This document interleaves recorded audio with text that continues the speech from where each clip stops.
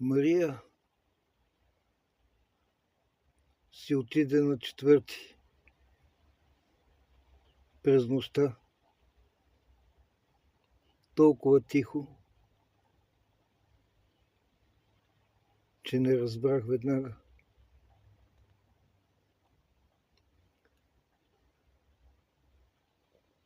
Остави ме и отиде към по-добри места, без болка, без обиди.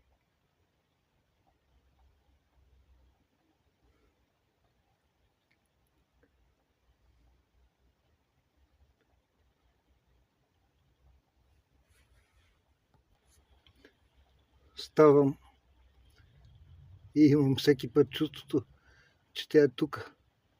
Поглеждам, но нея няма.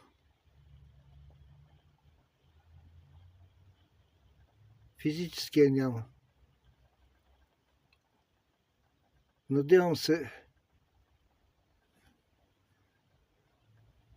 да ми е простила някой друга глупост. Надявам се, че се представих добре. Погрижих се за нея колкото можах и моето тяло е ужасно болно.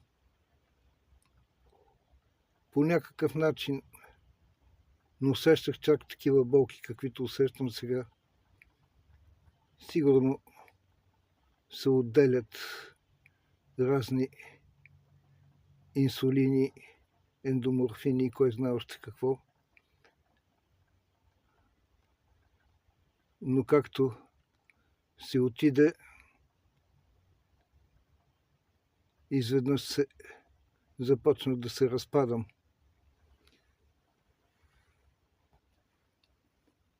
Липсваше ми момиче.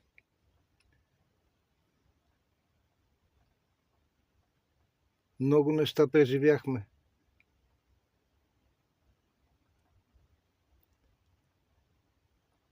Знаеш ли, имаш и много красиви моменти.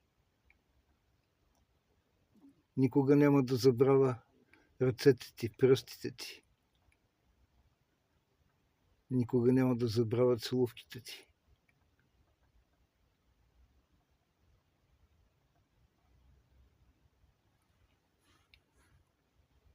Сега съм толкова сам.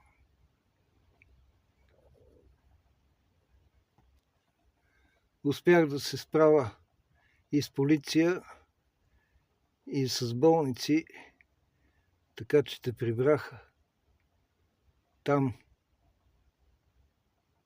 където е по-спокойно, сигурно, не зная. Аз съм тук. Тук абсолютно сам. Честно казано, егоистично се чувствам изоставен.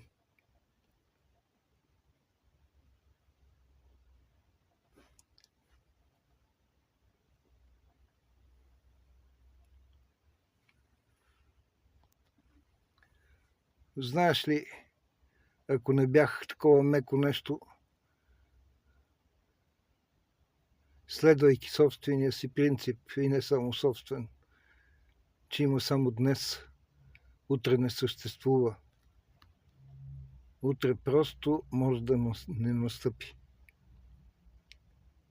Можехме да ходиме на ресторанти, да танцуваме, вместо да купуваме купчина камъни. Това е друга история. По някакъв начин внасяше сигурност в тебе. Ти се оказа безкрайно талантлив човек. Картини, играчки, бижута, сапуни, козметика и всичко това за нула време.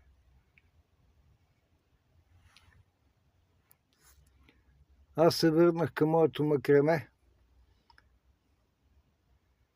И тук Павейро предния път под 20-30 евро не падахме на ден. Даже и ти ми помагаше да плетеме повече макреме. Бързо се научи на това.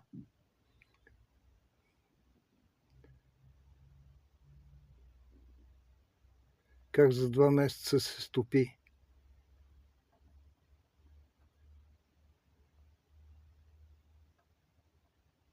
Никакви лигащини, нищо. Седеше. Не знам какво си мислела. Не знае нищо. Може би общуваше с Бога. Не зная. Само 2 пъти ми поиска сладолед и 1 път цигари. Нищо повече. Направих всичко възможно, което можех да направя с това тяло, да ти бъда полезен.